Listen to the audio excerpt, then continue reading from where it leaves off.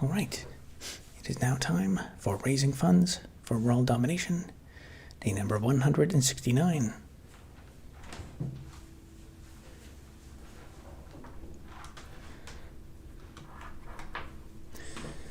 All right, so for today's update, I guess it's been 4 days now since the previous L2 N13 merits hearing. So that was on Monday of this week. And that was the third hearing where we talked about the rent eviction.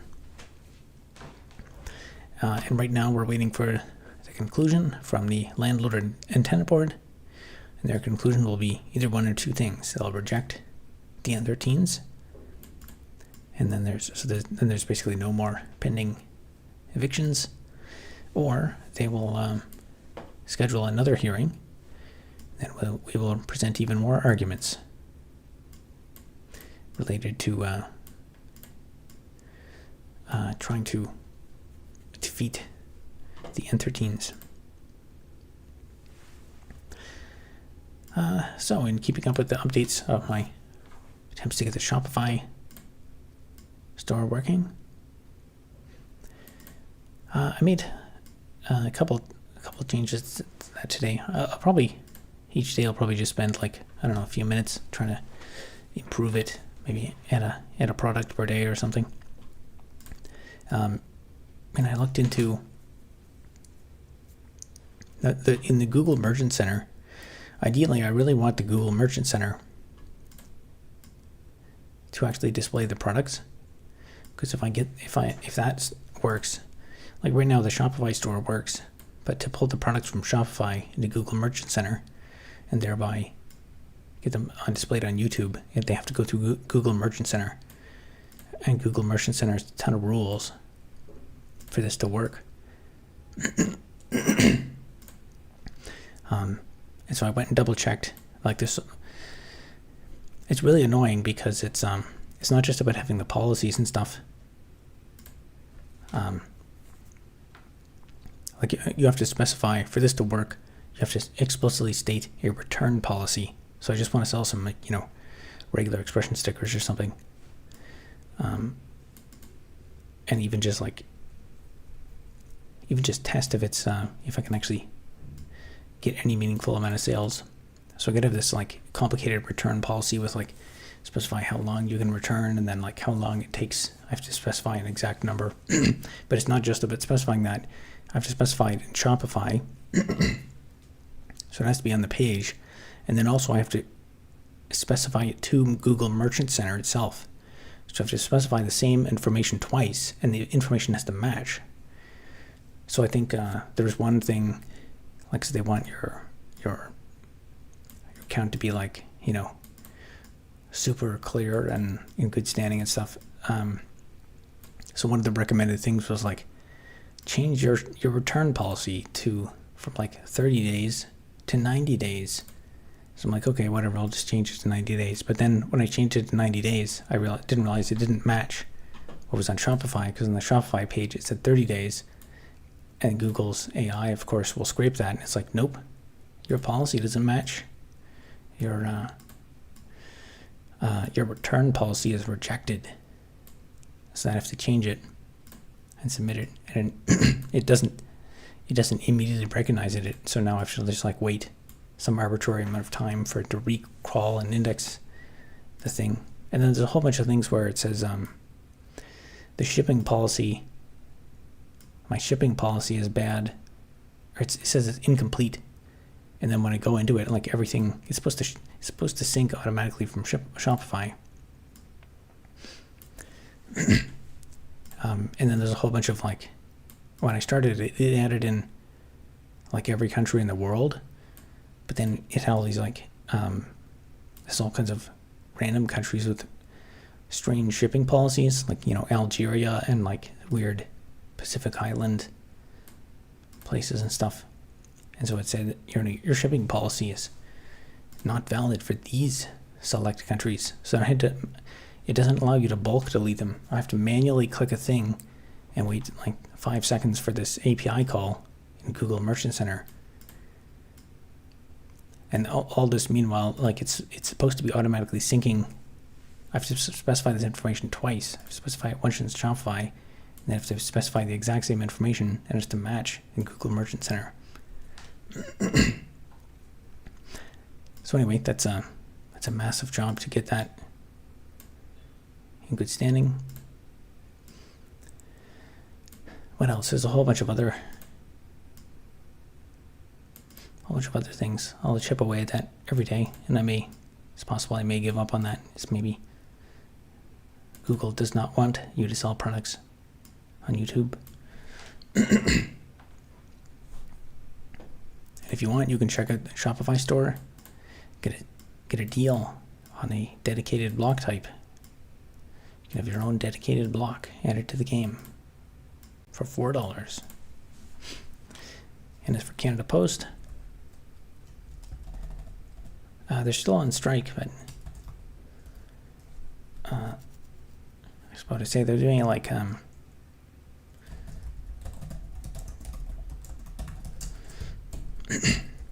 they're doing like rotating strikes or something.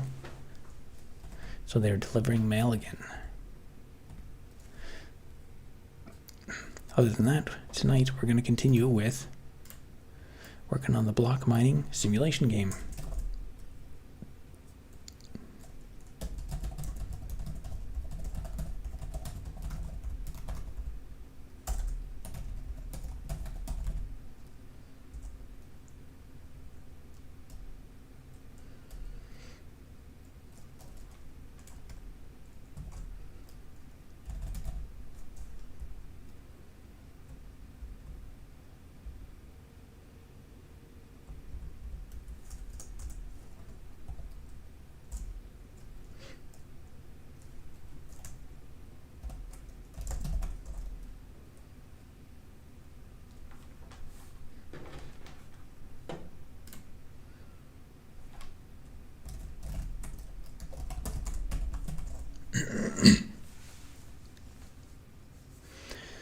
Plex 64, how's it going? Being in the US, it's been a pain. Order to device from Ploopy. All US shipments are on hold. Okay, is that coming from Canada? Because our postal system just went on strike for couple of weeks. They said they're resuming. They're going to do rotating strikes now or something, so that mail will just be slower.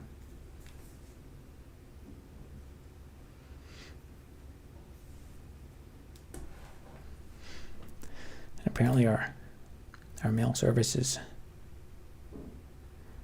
very unprofitable. We're losing mass amounts of money.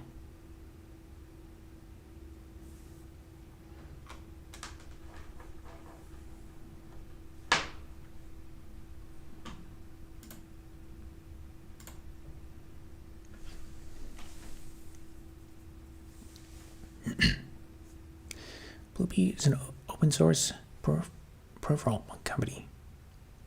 They have a Linux friendly touchpad. Canadian based. Yeah, there's lots of unique. There is a bit of Canadian entrepreneurial. A small Canadian entrepreneurial subculture, but it's getting increasingly difficult to run a business here. It's just there's so many things working against you.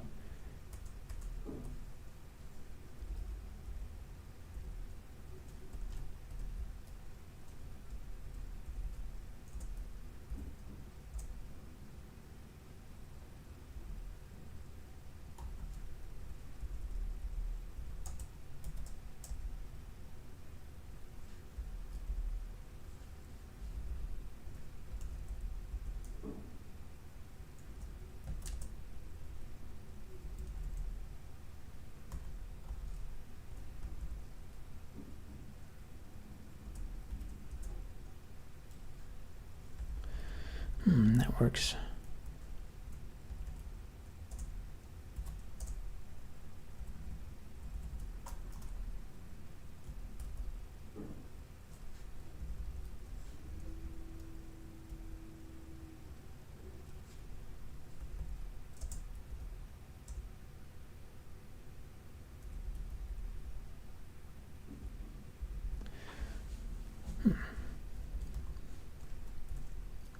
thought oh yeah, there is.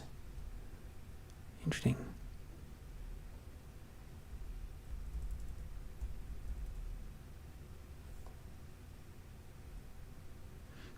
So that's not supposed to happen.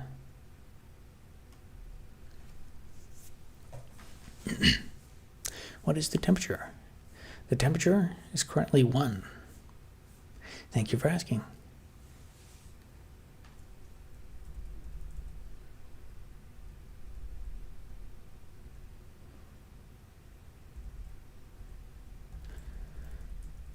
Now it should only do that when it's in an invalid place.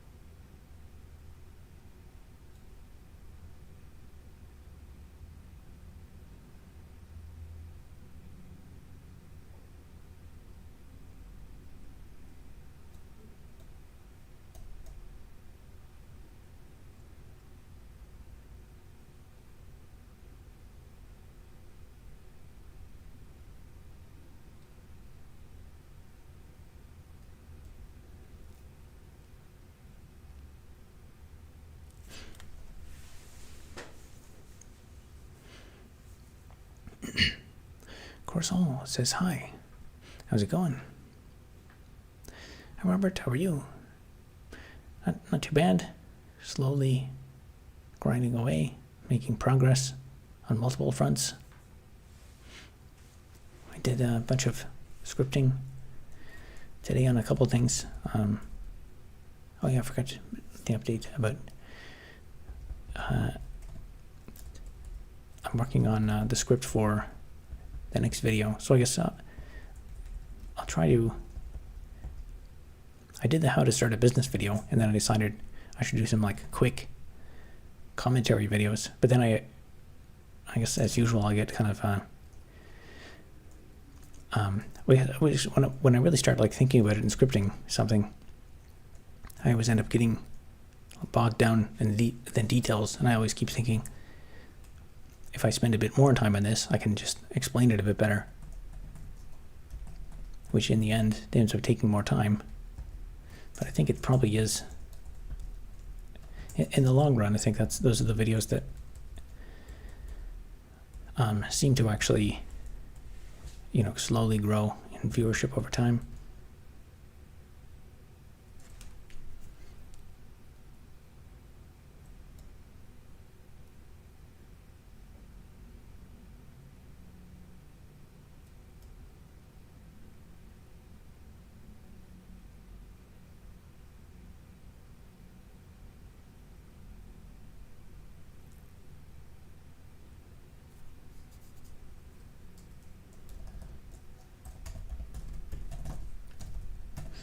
Maybe I should change this to that.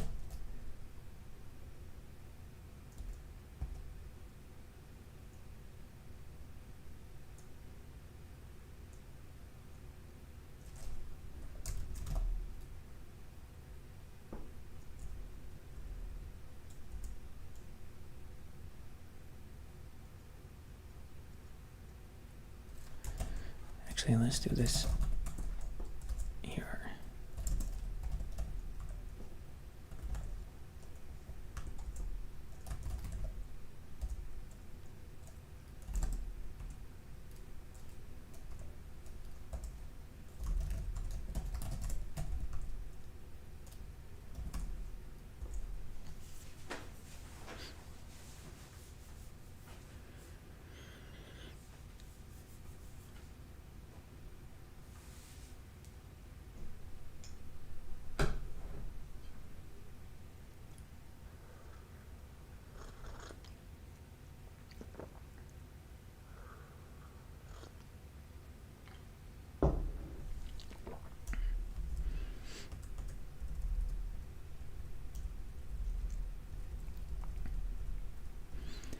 And that fixed the jumping issue.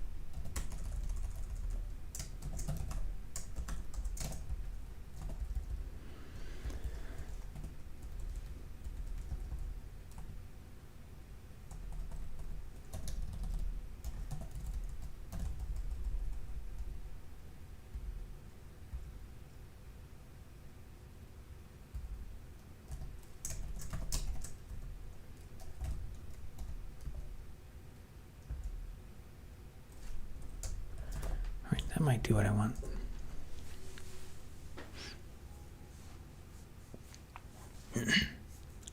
Today I checked the Earth's black body temperature against the amount of sunlight it receives.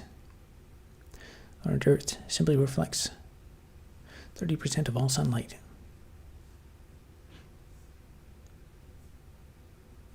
Didn't know it was that much. Yeah, I think there's a lot of I think there's quite a few unknowns too about there's like, I think I read somewhere there scientists were kind of surprised they initially estimated that like nuclear sources account for a much smaller degree of like internal heating in the center of the Earth. But I guess because we can't go there, it's hard to learn about like what's actually down. We know it's like a molten heavy metal core, but one would have to assume at the center of the Earth there's probably a lot of very heavy, dense stuff, probably radioactive things. I mean, because I've never really thought too much about that, but I know in like artificial nuclear reactors, you can have like spurious nuclear reactions. You can get critical mass if you just take a bunch of, some kind of element. Like there was a natural nuclear reactor in South Africa somewhere. So one would have to assume there's probably like, blobs of nuclear material moving around in the center of the Earth that like form a critical mass and have reactions every now and then. Was your university Waterloo? It was indeed.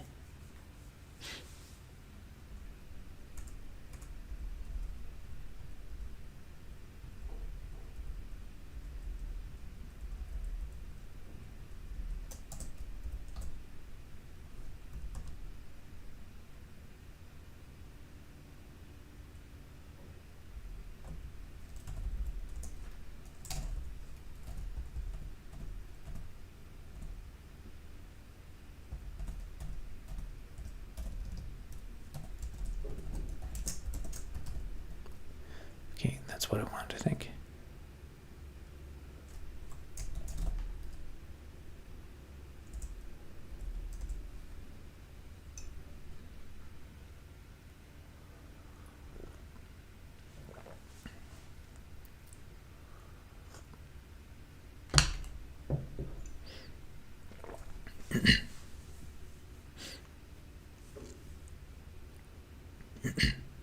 I thought that title would belong to U of T or UBC, but nope.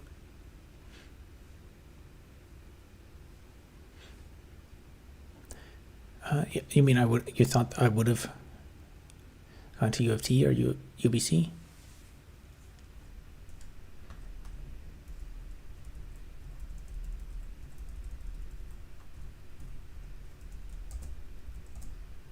There we go. Nice. Seems like it's working.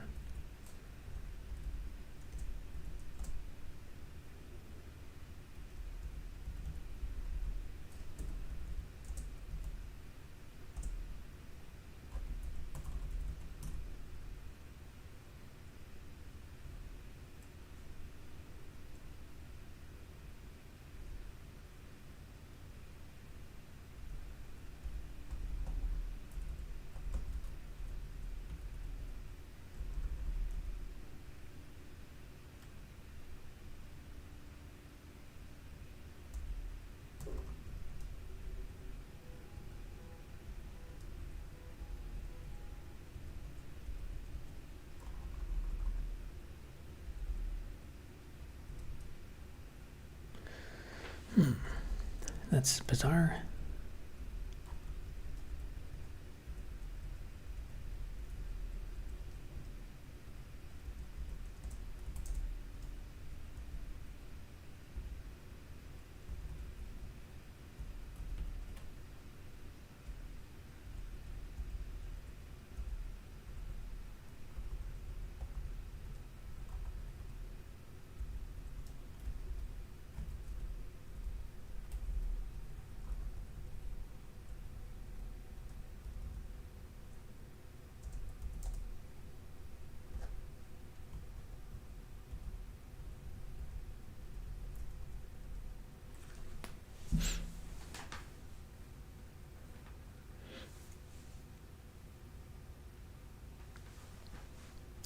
It's okay. I don't think you are a left-wing wacko.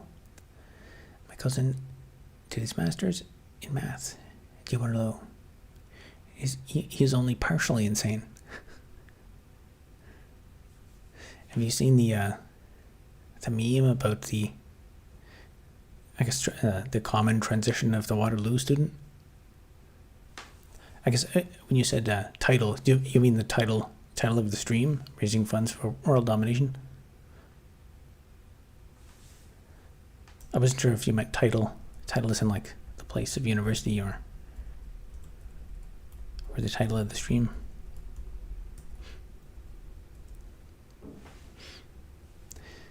Edmund Edit says, "Hi Robert, how's it going?"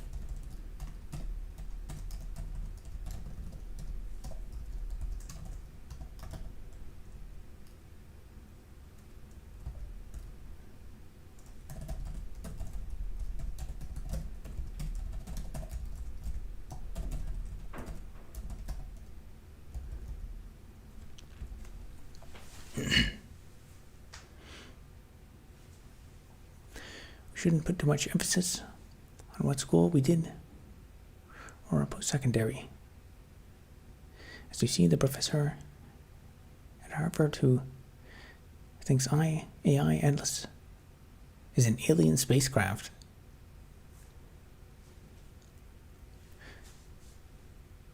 Who thinks AI I'm not familiar with this story. Although I don't know, AI just keeps getting crazier. I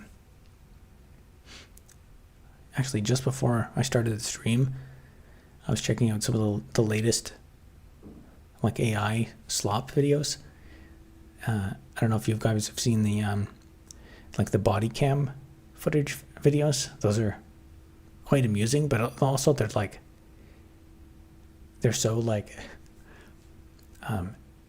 so realistic. Like the ones of them pulling over a cop pulling over a cat, and the cat meows, and then it like floors it and then runs away, and the cop radios in. Or there's a bunch with Michael Jackson stealing your fried chicken and just other nonsense. And there's a few of him doing like stand-up comedy. I don't know if I have to wonder if the script. I don't know if the script is actually also written by the AI, but like the jokes are kind of funny and stuff, and the stand-up comedy it looks like it's very realistic. I'm now learning chemistry physics at ICT. I'm not sure where that is. Not AI. This comet that entered our solar system a few months ago. Oh, okay. Very unusual comet. Tail faces the sun instead of away.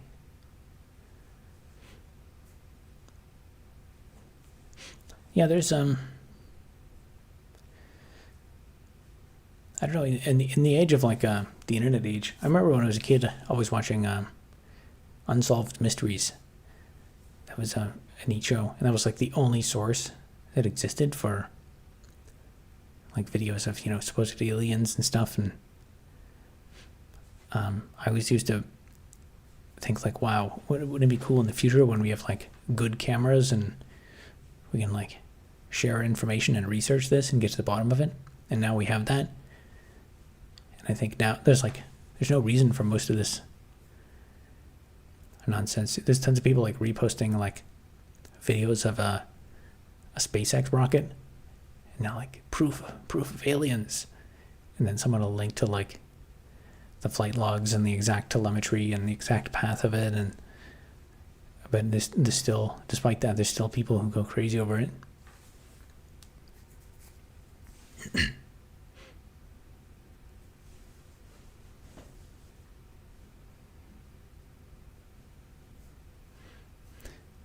Avi Liaub of Harvard.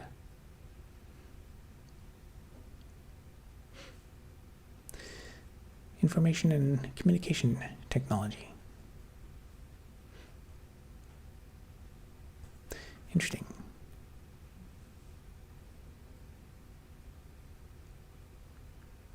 Dolan Merville says, "Evening, Robert. How's it going?"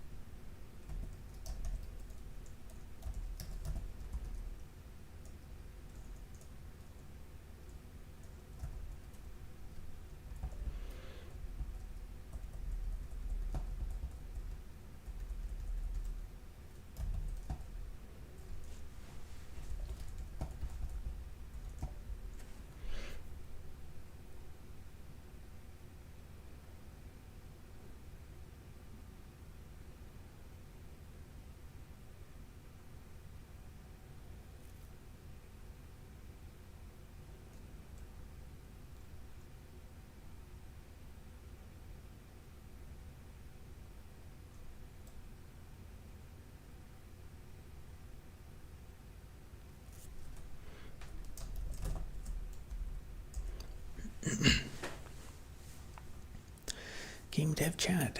How's it going?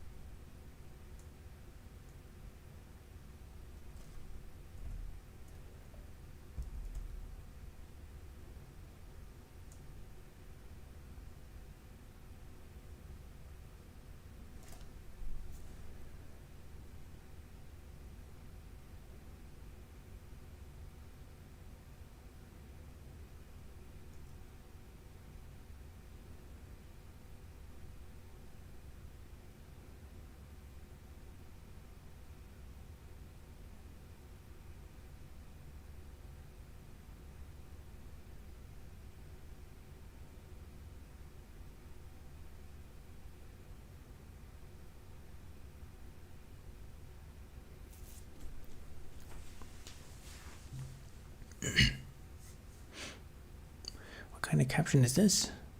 This is my live stream where I'm raising funds for world domination. If you want to see the full plan, I have a link in the description to detail my full plans for world domination.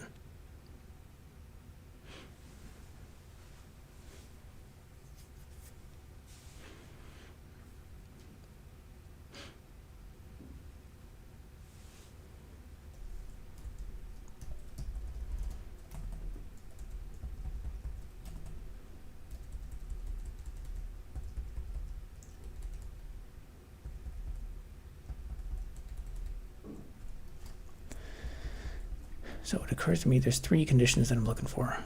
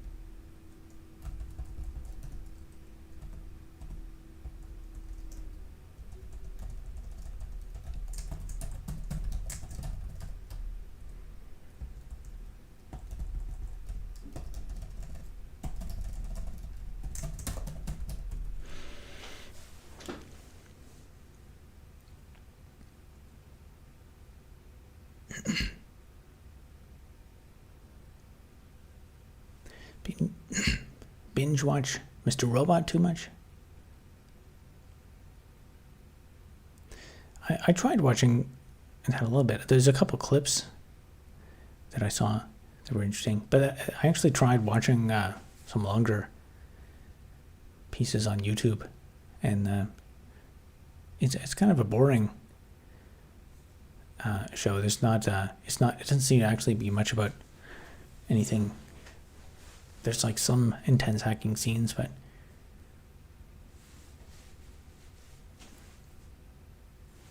is this a trek towards world domination quantifiable? If so, what variables do you take into consideration? Have you watched the video in the link in the description?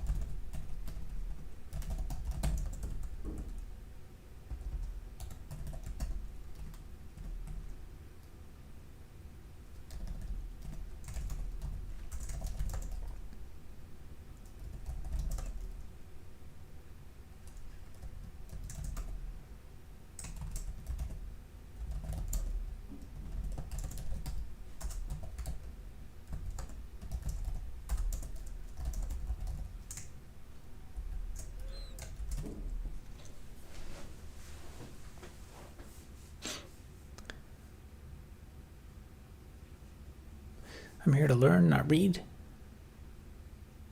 You don't have to read. It's a video.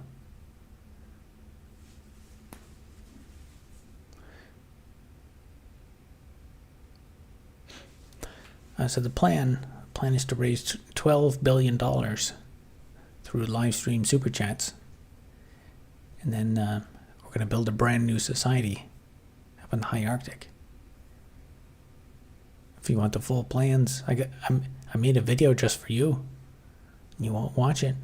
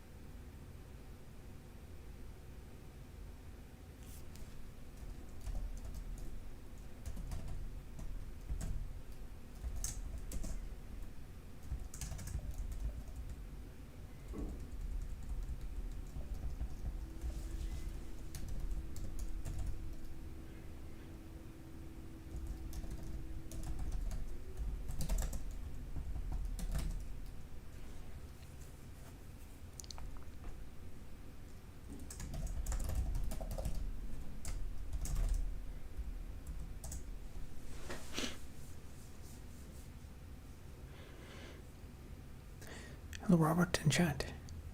How's it going? This is to take place in the high Arctic, if I'm not mistaken. Yeah. It's going to take place on Axel Heiberg. The real estate is really cheap up there, so you can build houses.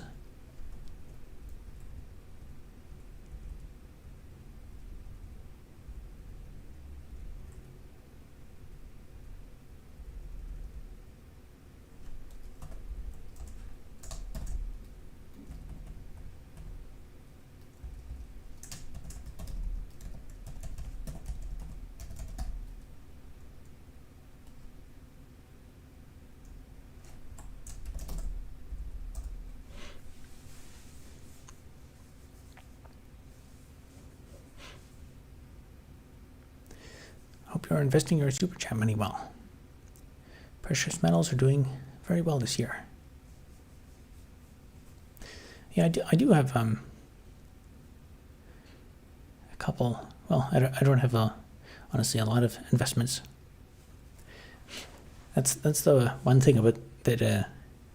It's really rough about not having significant capital assets. When you have a high inflation, you get crushed. Will the Costco hot dog and soda combo still be $1.50 in the new land? Is that what it currently is at Costco? $1.50. That's a really good buy in this economy, especially. Yeah, I can't see why not.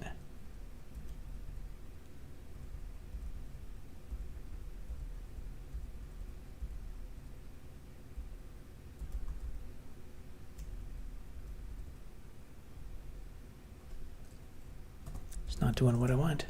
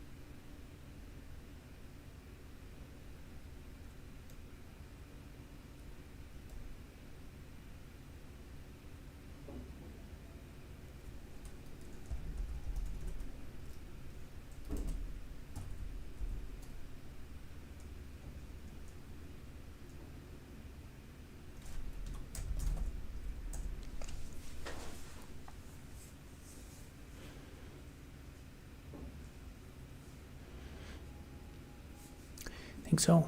What if they're lost leaders? Yeah, I was gonna say, it sounds like the kind of thing that would be. It almost sounds so absurd. It's like a good marketing thing. And it'll work, because I'll probably remember that. That's such a good deal.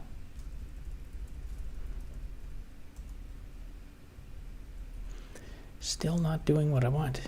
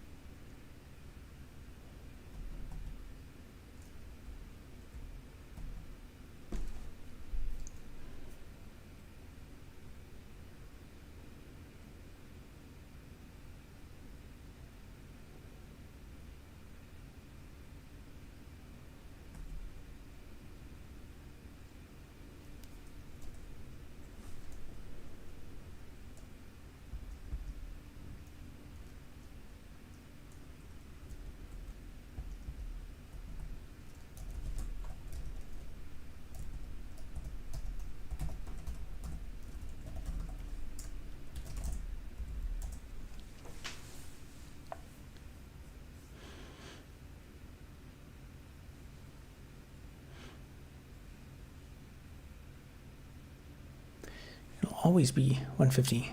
The CEO is adamant. Quarter pound beef hot dog with soda with Unlimited refills. Wow.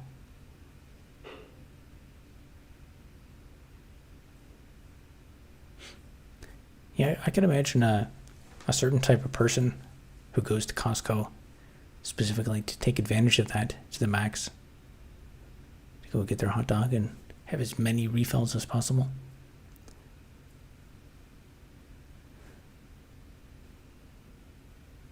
Been that way since I was a kid. Ah, interesting. I've been to Costco a few times.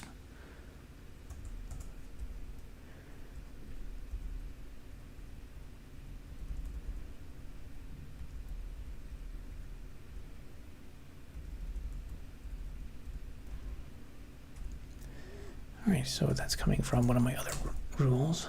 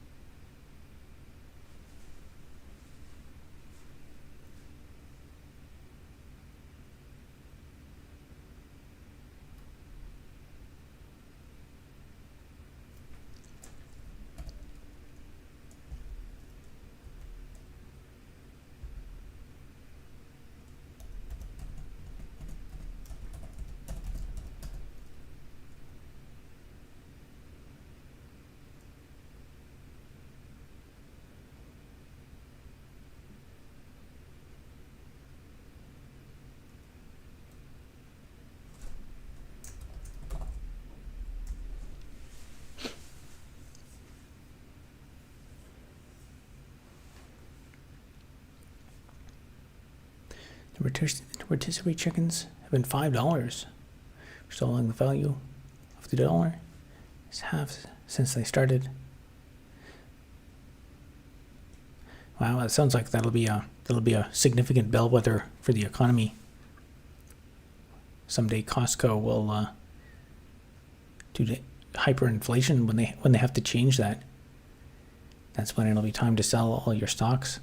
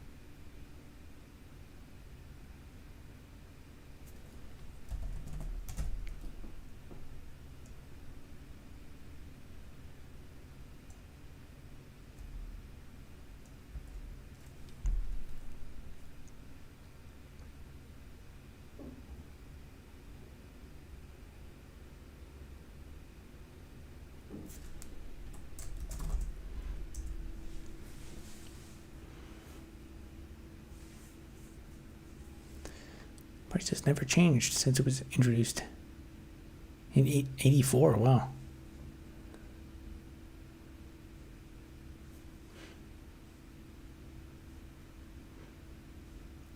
JHL says hello.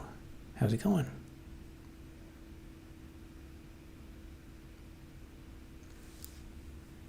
kind of people you see at Costco are Facebook moms, people like that.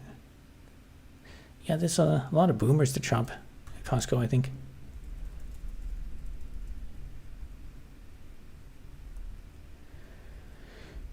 Oh man, this is driving me nuts.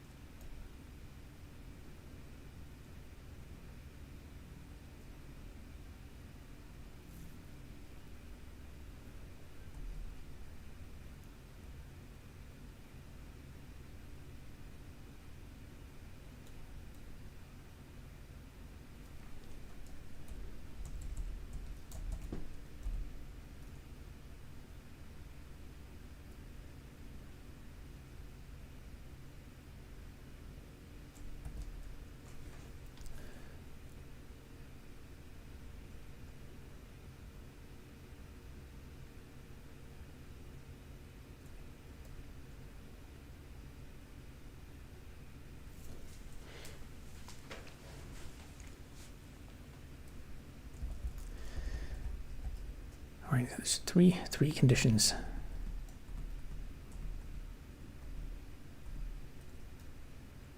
That I'm checking for.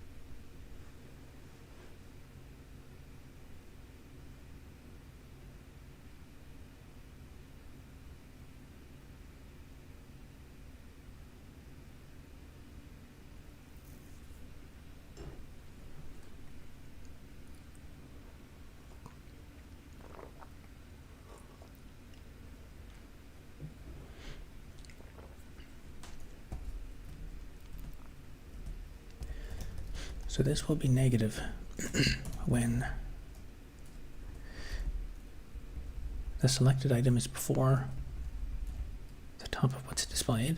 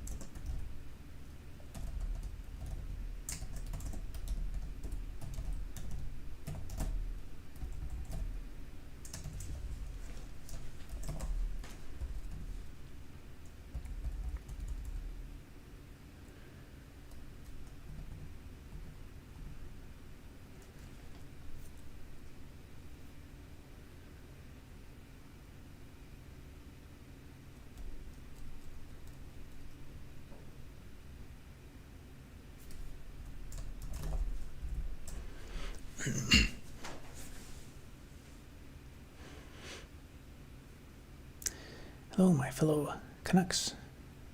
How's it going? Canada Post is delivering mail again.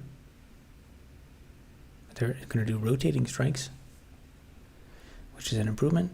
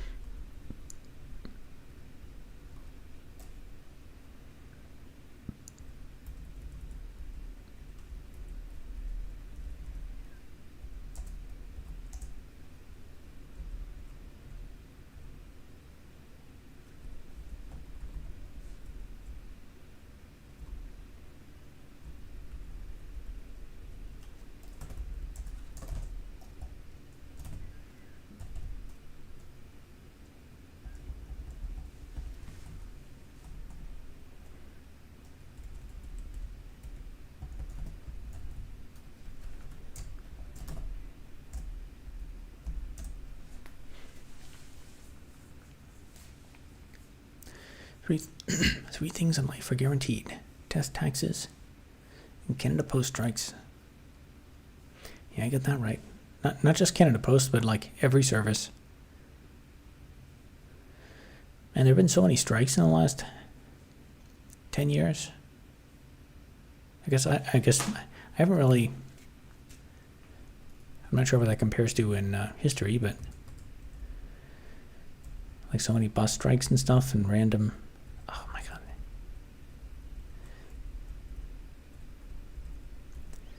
Still got issues.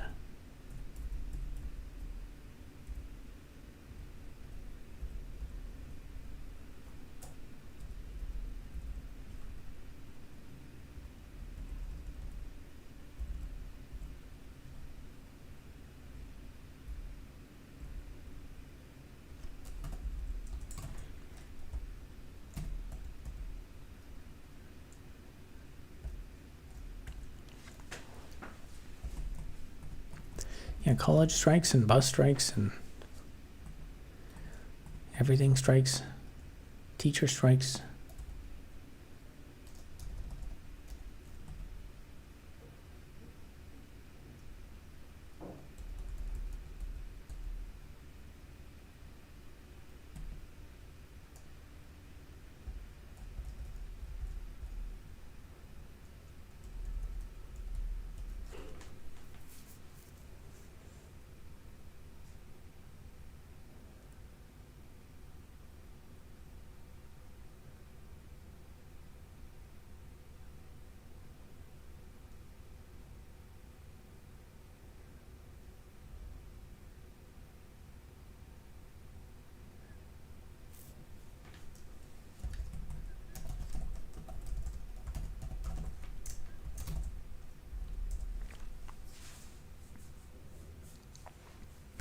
Noticed that too, which is why I moved away from Canada 3 years ago. Yeah, it's I don't know. They say there's the phrase that the grass is greener, but I do think in hindsight it would have made sense to move away for sure. If I had have pursued the tech career down there at the time, that was the time to do it. The problem is it's hard to predict that stuff.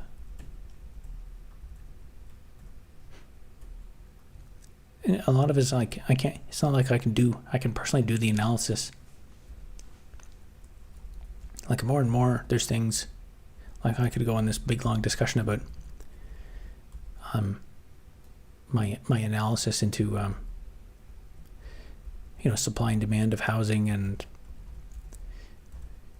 supply and demand curves and interest rates, and I can think about all this stuff and buy like satellite data and analyze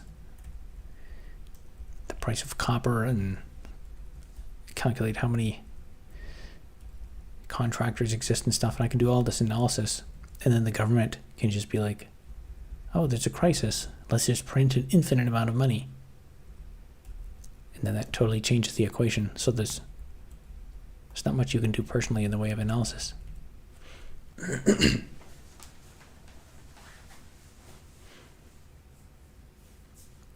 Population of that frame looks to be top down, then left to right, based on the foo XX. Assuming that you're not happy with second to last row. So I have an issue. So basically I want to, so I have this view. It's actually just kind of like a random case, but it will become important for when I add list items dynamically. So right now, I have this selected down here. So but basically what it does to render the list is just like I have like a first visible thing, and then as I go down, it just increments the first visible index by 1, and then it just adds, it pre-calculates the max number of things it could be in like a column. So it adds, what is it, 12 to each as it goes out. And the width is fixed at an initialization time. And then for the last one, just to kind of give it a nice, so there's no like empty space there. It's just, there's a special case where it renders this with an offset and then just clips it. But the issue is, so I'm in this view, go change split type, and I render it this way. But down here, like if I try to go right, it won't go up to 12, and that's because that's the end of the list, because the list element 12, 24, 36, those appear back here, 12, 24, 36, because it's like looping basically. And then when I scroll back, this is the end of the list. So it's what it needs to do is when the maximum visible one is off the screen, actually there's 3 conditions. When the max visible item on the screen is like outside of the end of the column, then it should like readjust this thing. That's one condition. And then the other was if there's an item selected, if the selected item is not visible.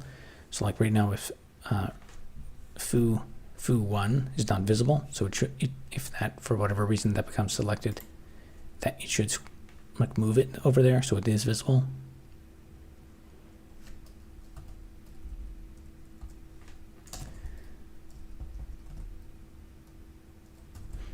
And there's something about that check that's not working.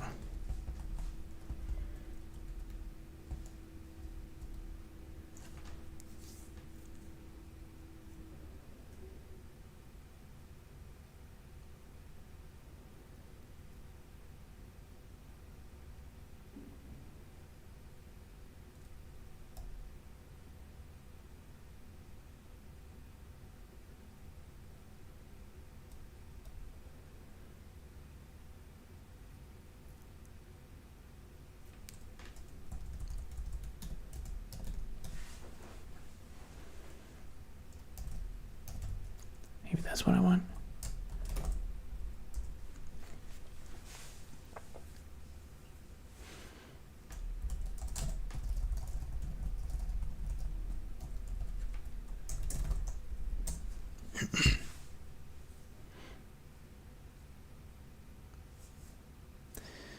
Yes, in the same way, CCP can guarantee generate GDP as they please, to a point, but I won't bore you with the details of comparisons to the end of the USSR and how it compares. Yeah, I don't know. There's for most of like the finance podcasts and stuff that I watch, it's clear that they're like in the system. There's losses that exist in the system. Like there's certain, debts and stuff that are like, these debts are never going to be paid off, but right now they're just kind of sitting there in like, bonds, and then the bond yields are slowly rising. Nice. Is that gonna work? The bond yields are slowly rising, and basically there's gonna come a day when some of these countries, from what I hear, it's likely that one of these days, I think the UK's bonds, they were selling at like 1% last year or a couple of years ago or something, and now they're like 4%. And then the worse the economy does, the more the bond rates are going to go up, and then eventually they're going to like say, hey, let's just go into debt, let's spend on a whole bunch of stuff, and then they'll do another bond sale, and then no one will buy, or the beta will go to like 100%, and then the result of that is that that's just like a signal to the market that there's lost confidence. So there've been people start selling them more, and then what happens is next is more political in nature than financial.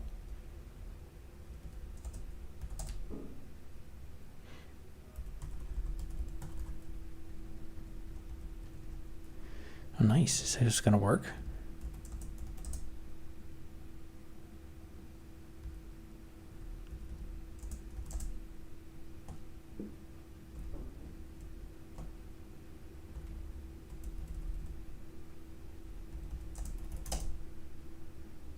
Wow. Look at that. It works.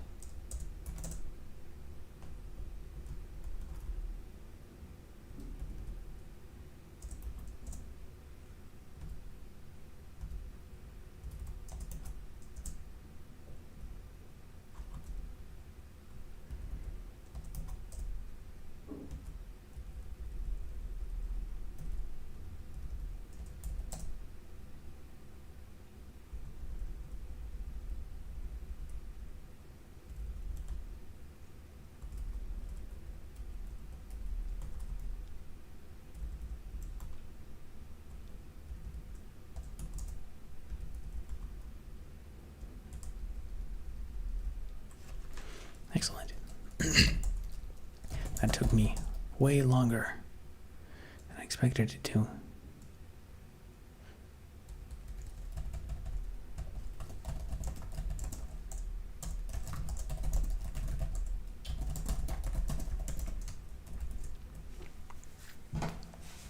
Oh, wow, we got a super chat. Thank you to James Goodrich for the $10. Once again, you're a very loyal supporter of the project. Always good when it works, or at least an improvement. Yeah, we're getting there. Once the I think there's a few more like kind of visual niceties of the list feature, and then I can actually start. Like this is kind of just a demo rendering, just to like debug and test it. Once it actually works, I'm gonna make the crafting menu. It's going to use the list, and then also the items, inventory items. I'm going to use it.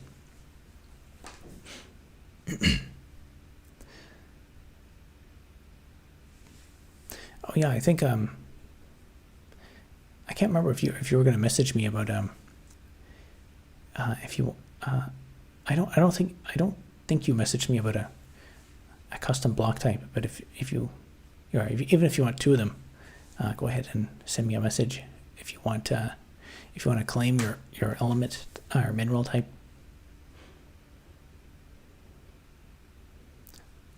What's the purpose of this app? I'm late to this. So this is development of a terminal-based video game. What you're describing is exactly how NYC went bankrupt. 1980s. I think it was the 80s. Yeah, but I guess if it's at the state level, then there's like, the city can go bankrupt, but then if a sovereign country starts to go bankrupt, that's a much bigger political deal. And the other issue is like a lot of the G7 countries are in kind of the same situation. I think Canada seems to be kind of on the same trajectory as the UK right now. So if we don't get our act together, we're going to be in the same situation they are. But from what I understand, the consensus seems to be like whatever country is first to start default on their debt, everyone's going to like kind of pile on them. And so then that might actually end up being like I think a lot of these macroeconomic things, the way they play out is like, actually I've in watching like a lot of documentaries and stuff, and learning about, the history of finance and how empires are built and stuff. On a micro layer, like if a person goes bankrupt, you would say that person's a failure. They they screwed up or did something bad, or that there was nothing of value there. But on a kind of macroeconomic scale and a corporate scale, I think that when you see someone go bankrupt or someone default, you should look at that more as like a theft rather than an actual sign that there's like there's nothing of value there. Because then a lot of times these financial things are are kind of like it's a competitive game. So if you can, in the financial market, if you can, like everyone's operating on a bit of leverage. If you mention like people trading stocks or margin or something, if you can force, like let's say you want to buy up all of a stock or something like that. If you have a bunch of a stock and then you can just sell a whole bunch of it, and then you can force a margin call on your opponent. If someone else has some, you can force them into, if have insider knowledge about how much leverage they have and stuff, all you have to do is force them down to the point where they get a margin call or stop loss, and then you can just buy when they sell at the worst possible time. That's when you buy all of it. And I think on a macroeconomic scale, that happens quite often. So that may end up happening to like whatever country is first to kind of start defaulting on its debt. Everyone's going to pile on them, and then there'll be some debt agreements, and then maybe the finances from that will go to bail out all the other countries. The sovereign can't go bankrupt. They can print infinitely money. The inflation will accelerate. Zimbabwe was printing 100 trillion. It can. That's true for sovereign debt. So an important metric is if well, I guess there's two things to consider. Is if a country's debt, if the person they owe the debt to is a sovereign entity in that country, that's one question.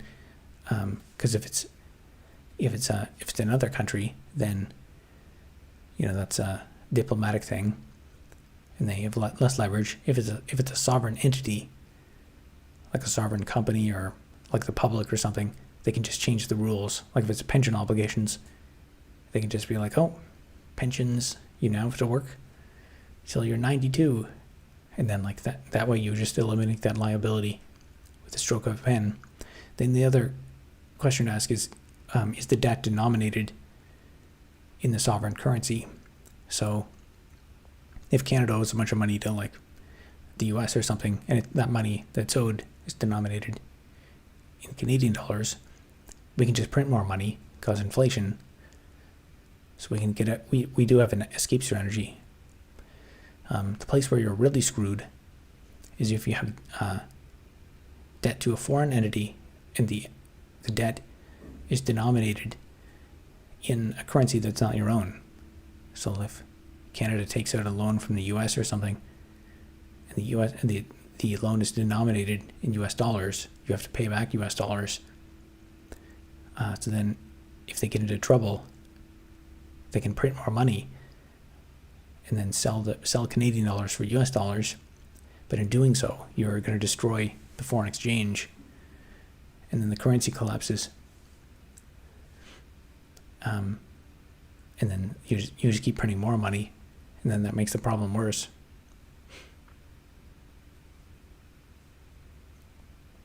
Found one, I think a few days ago. Message sent. All right, I'll take a look. What do you think will go first?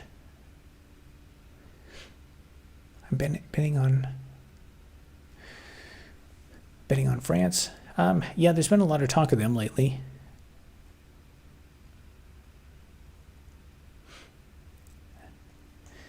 Although, I mean, it's above me to make predictions. I'm totally broke, so I don't have any. You'd have to. My guess is there's probably like a small number of very powerful people who are like doing phone calls to each other, like those. I don't know if you've ever seen the Bodge twin memes of like crypto trading. Like there's probably a bunch of those people who are calling each other, and they're like, "All right, it's settled. France is going to go down first. You know, such a Citibank is going to dump some bonds or something like that, and like someone will get some. This will be orchestrated and planned, probably behind the scenes, or most likely like interest groups will probably try to push in one way, because it's like I said before. I think this stuff is it's kind of like a game of chicken. There's a number of parties, all of which are over leveraged, and they're all trying to force other people into a margin call.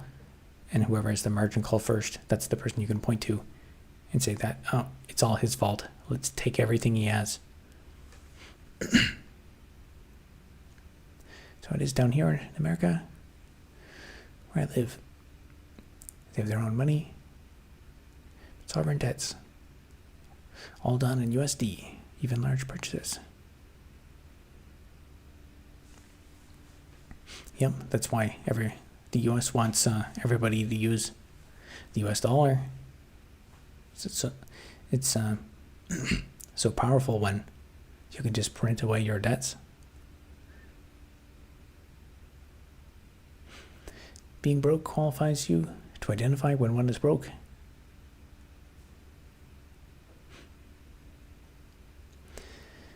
Yeah, hopefully I can leverage this knowledge someday to become less broke.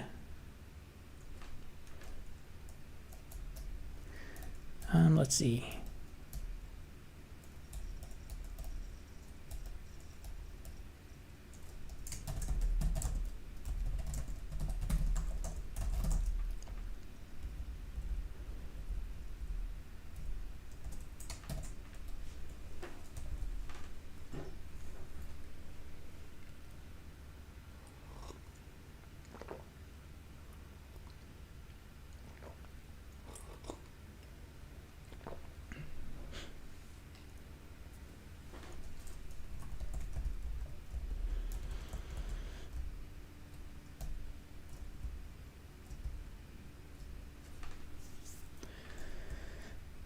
Okay, next I think is the scroll bar.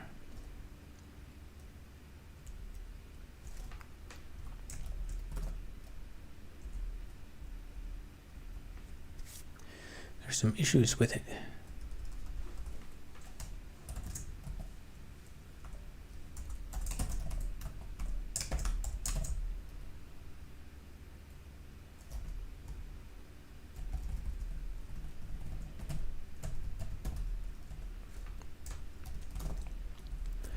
Alright, this should work when there's only one item.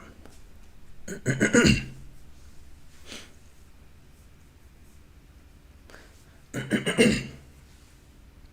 you thought of streaming on Twitch, may be able to generate extra funds over there.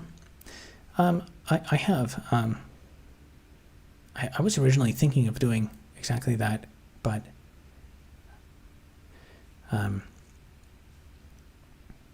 to do that, I have to multi-stream. I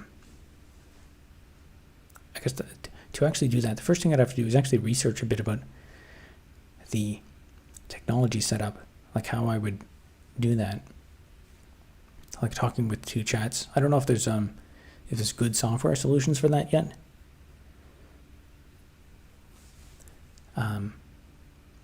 Because talking to two chats would be different. The technology solution, so I can stream from the endpoint.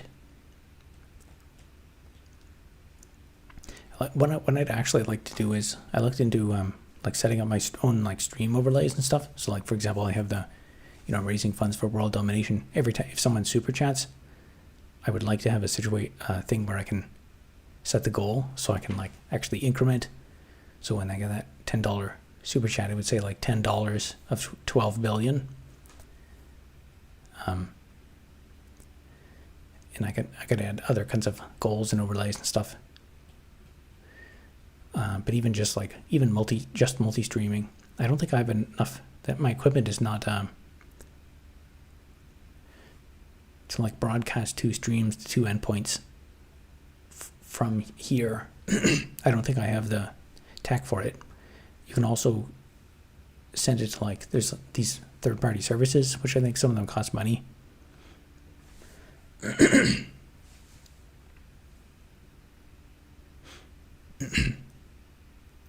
Bathtub Twitch stream is guaranteed to make bank. Yeah, I guess I could do a bathtub coding stream.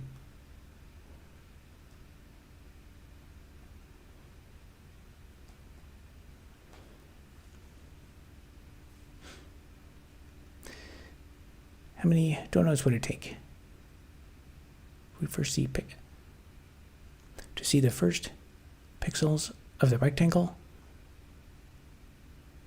How many donuts would it take to see the first pixels of the rectangle?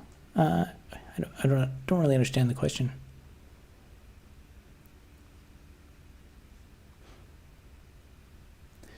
Probably need a video capture device. I do have I have like USB video capture devices. Like the camera there is on is connected to that, but I have to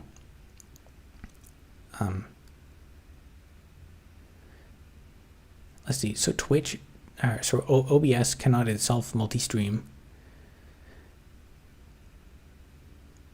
but I could like right now with the stream endpoint, I have configured to go to YouTube, the YouTube's endpoint, but I can configure it to go to my own endpoint that I locally. So I'd have a computer that I host on locally, and then that local computer would broadcast. It would like multi-stream to those two places. I'd have to look into it. There's steps involved. It's like a bit of probably coding. Maybe not coding. I have to like I did look into this. There's like I can use Nginx server and then set up an Nginx config to do this. But it's just there's some tech stuff I have to put into it. It's that also does not answer the question of the chat. And also the other thing was I'm still not 100% sure if it makes sense to continue doing this. So this was partly just an experiment, just to see like what would the numbers be, like if I stream every day, would the numbers continue to go up? Like would I be at 100 or something?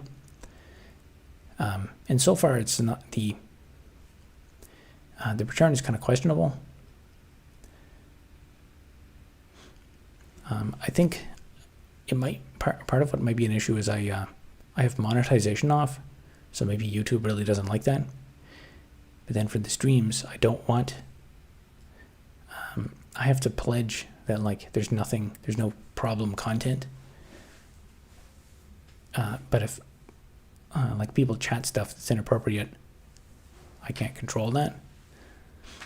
Or if if I'm not thinking and I read someone's stupid message or something, I have no idea how strict YouTube is with that, and I don't want to get the monetization banned, because the monetization, the amount of money I get from ads on streams is like basically zero. It's like 1%, less than 1% compared to the rest of the channel. So if I get demonetized, it's not worth it for the stream. And like super chats and memberships are way more percent that way. And also, I think no ads. If there's no ads on the stream, that makes it more likely to get people.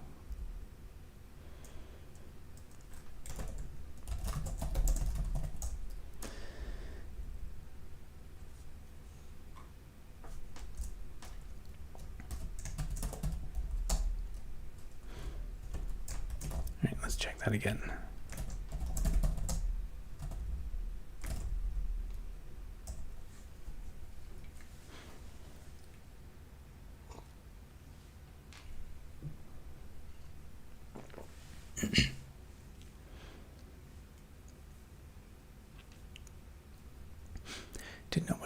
Didn't know what to call the small rectangle portion of the progress bar. That's usually used to rep dono calls. Oh, I see what you mean. The first pixel.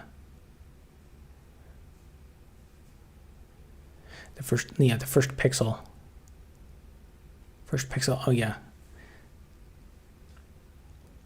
Yeah, that's a good question. I guess it depends on how many, if you made it the width of the entire screen, was it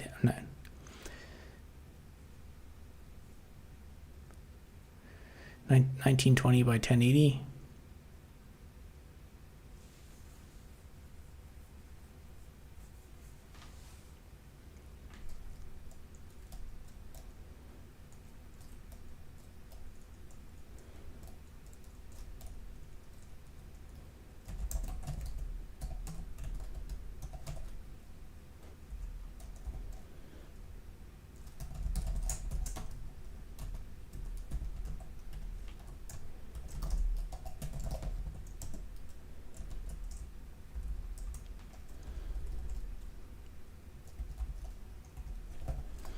So 1080 pixels wide.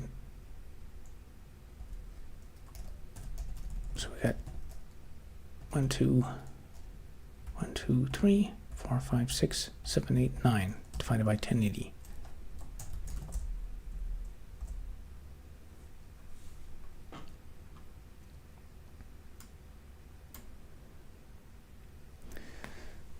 So that would be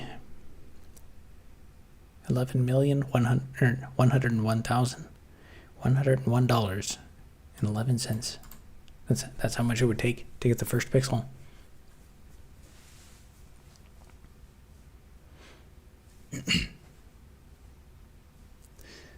Welcome to Thunderdome 89. Says I'm here.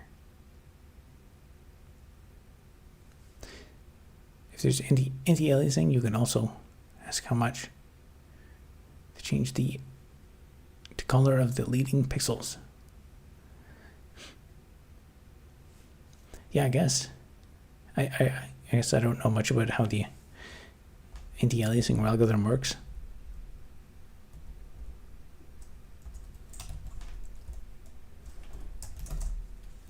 Okay, we got an exception on 216.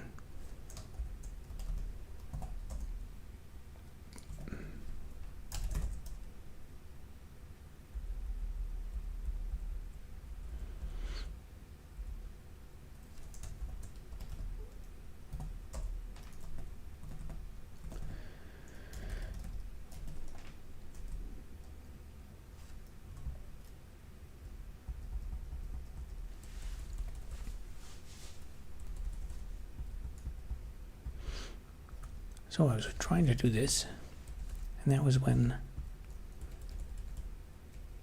I got sidetracked on trying to get the debugger to work. I would need to work a few lifetimes to add a single pixel. Yep. The richest people in the country, they make about that much every day. If you want to get technical, maybe even the pixel format itself might contribute. Yeah, I guess I am. I know generally what anti-aliasing is, but don't know enough about the algorithm to. So at that rate, it would be a significant milestone to even change the color of the first pixel.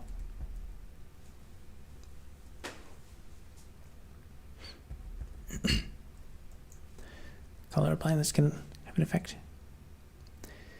Scaling the viewer's view. Yeah, I'd probably go by use some kind of like zoom tool so you could zoom into it.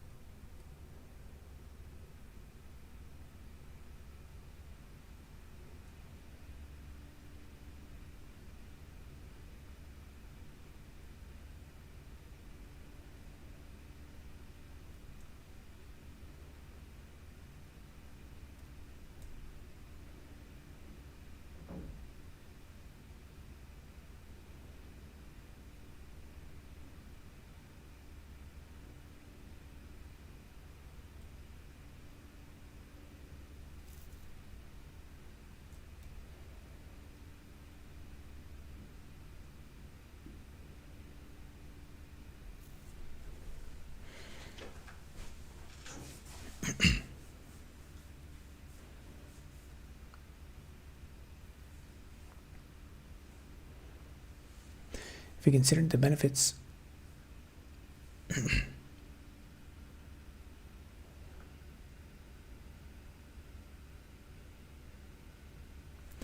you consider the Bethesda method of making the games, just release Buggy's Hell, get the community to fix it. I already have I've been doing like some regular releases of it. It's already out there. I think at this point there's not enough content in it really for it to get. I think if that was going to work, then by now I would have some more pull requests and stuff. I guess I explicitly told people not to do pull requests, but I think that might probably there's very nobody's going to be as motivated to work on it as me. And then there's also copyright issues and stuff, which I guess seems almost absurd to think about nowadays because we have AI. But then again, people are still getting sued for copyright infringement these days.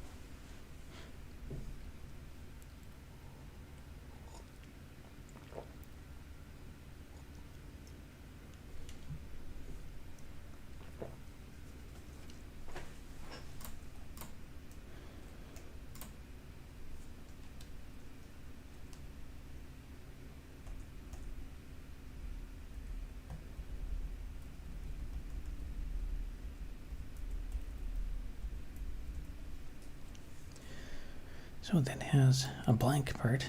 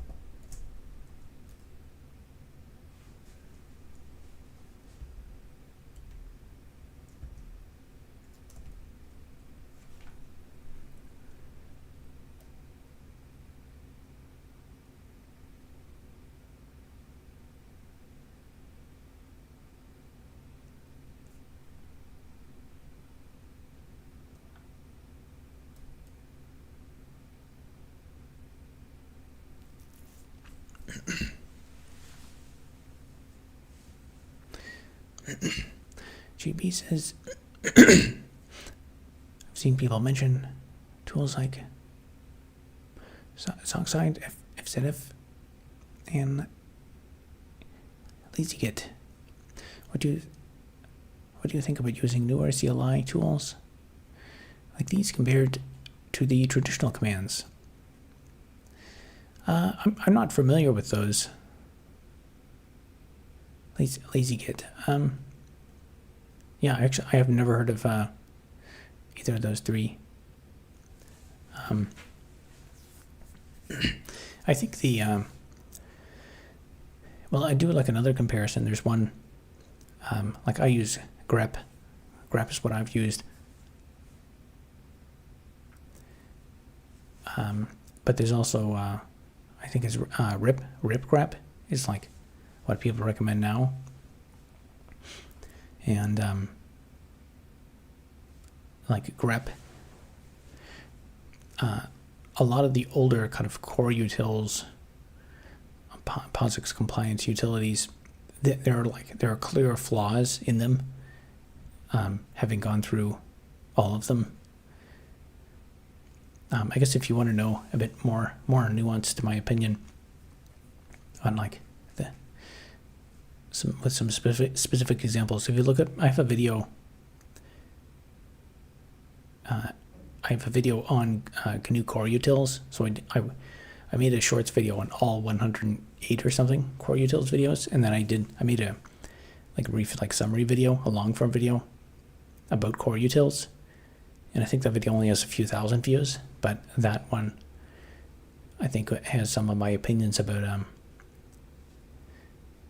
like the significance of these utilities. The virtue is that they're standardized, and a lot of them are based on like a standard, like for regular expressions, like basic regular expressions are an incredibly old standard, and they're absolutely inferior to Perl compatible regular expressions, but they have a specific definition, and it's old. So the disadvantage is they're weird old commands, but they have existed since forever. So if you have a piece of code or something that interfaces with these, and the code was written, this is a script from like 20 years ago, it'll probably still work. The disadvantage with newer stuff is it's just not as supported, or like it's more subject to change. So it's very likely that more likely with one of those commands that like the way it works today, it's not the same as how it'll work in 2 years from now. There may be some breaking change or something. But with a lot of those like Unix utilities, it hasn't changed at all, and like, well, some of them probably like 30 years or more. Actually, I think one of the oldest commands, I tried to go into a bit of the history for some of them. One of them was the unlink command, and I found some references in the design documents for Multics, which like it predates Unix, so that's like 1968. The unlink command was being developed and talked about. It kind of worked a bit different. So that's what is that?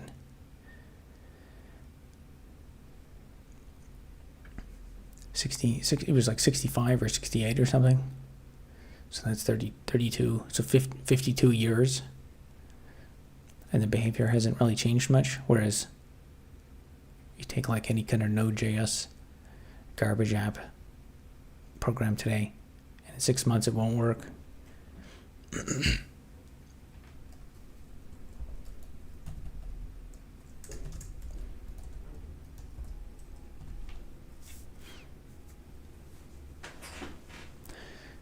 All modern computer language code originates from Morse code. Let's go back to that. Yeah, for the highest compatibility. Yeah, I mean the you can go back to like the keyboards we have, like the symbol sets and stuff. Some of those are like bear significant resemblance to Telegram systems, Telegram character sets from like invented in 1900 and stuff.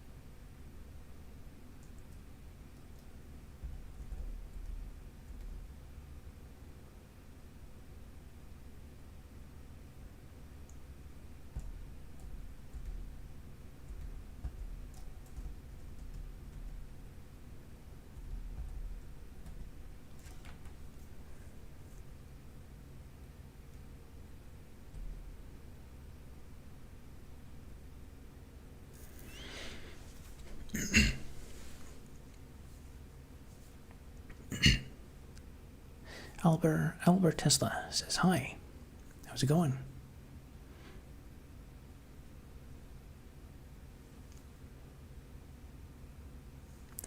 Since we're not using typewriters, should we call the activity keyboarding?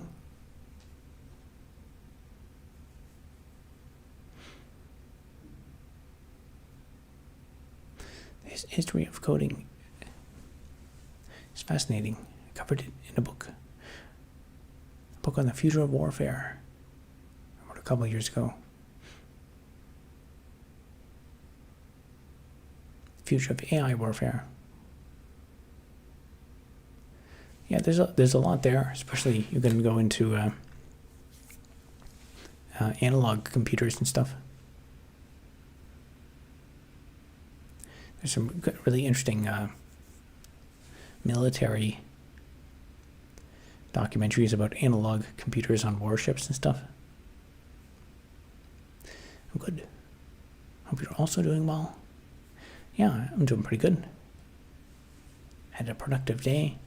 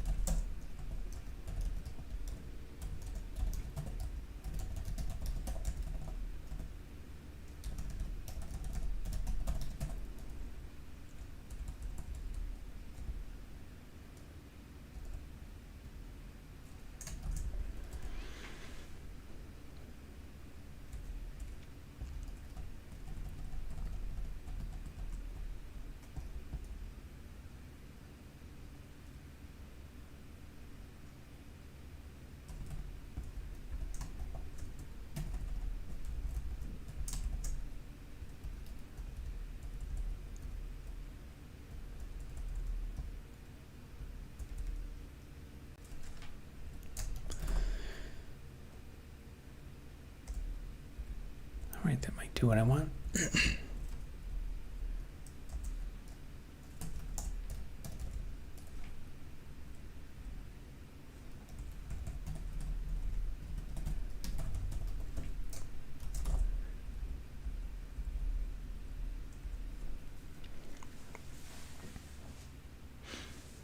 I feel like analog computers,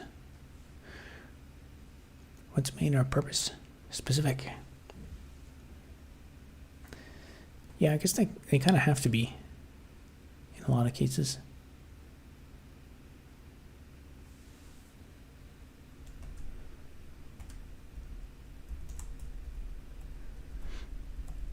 Okay, that's let's close. I guess I need to initialize it. Let's see what happens with 2.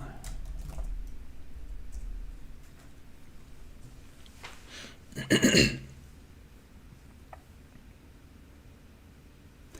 getting late. I'm head out. Have a good night.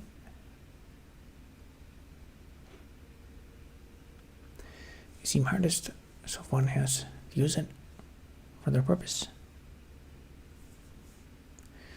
they have to do major adjustments. Correct me if I'm wrong. You're not wrong.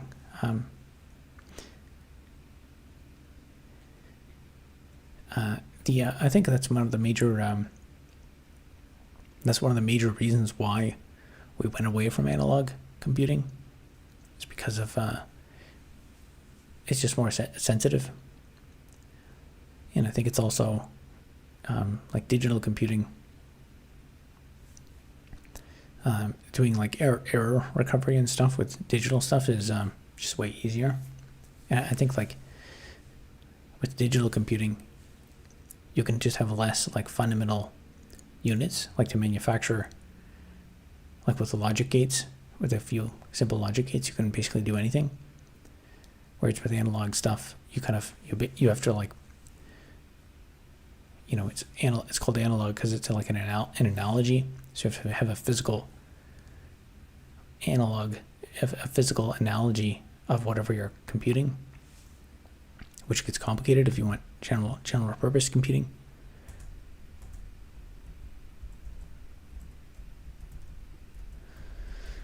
That's not expected.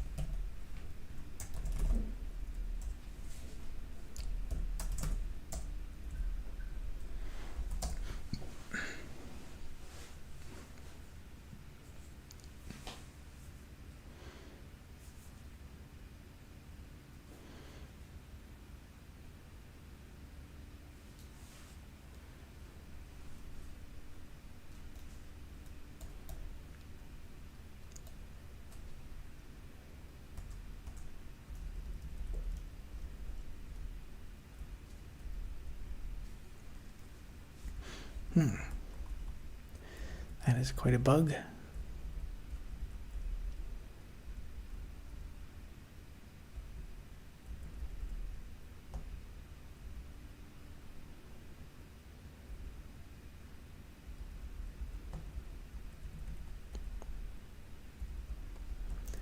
Okay.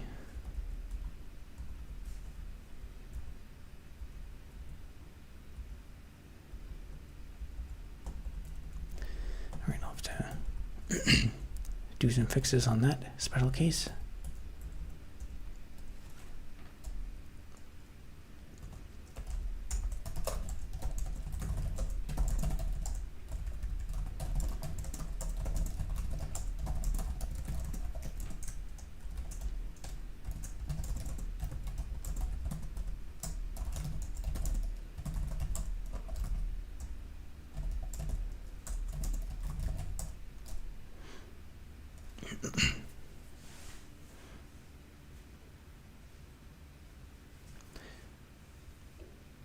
Conceptually, there could be a general purpose analog computer.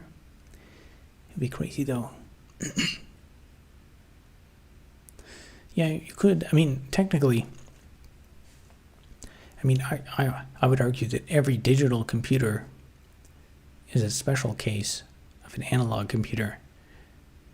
I mean, I've looked before about like precise definitions about analog and digital, like a physical way. But my interpretation of analog versus digital is like the world is fundamentally analog. And if you like look at a physical transistor, it is an analog device. It's just the useful bits of it, the 0 and the 1. And when a digital computer malfunctions, that's when the analog stuff becomes obvious. You're making a game? Awesome. Yep. Digital computers are just based on loose computing systems, which is very hard to do in analog.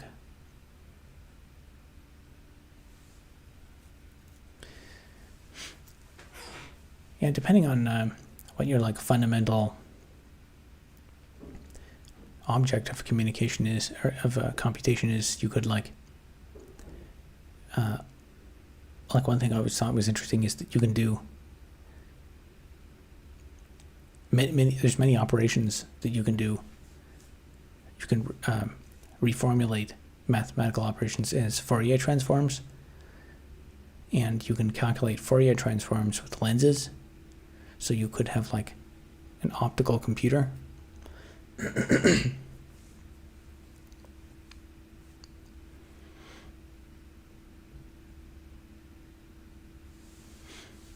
Apparently there was 2007 paper showing Cloud Shannon's 1941 GPAC has equivalent compatibility to a Turing machine.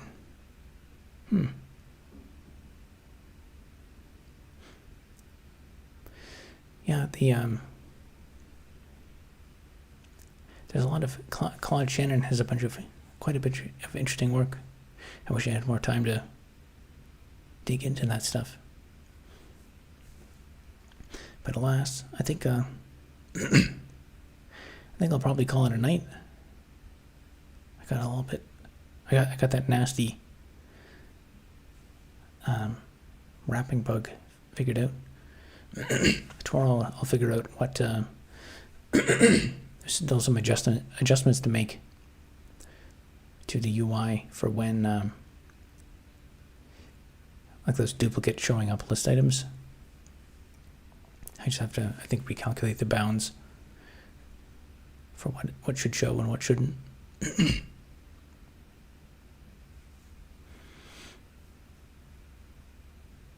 Fastest method is to directly rely on hardware interrupts, which also tells the program to counter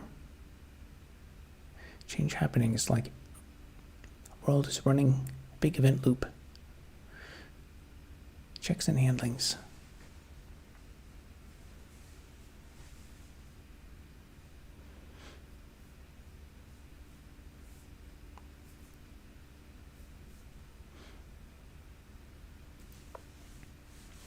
All right, I'll call it a night.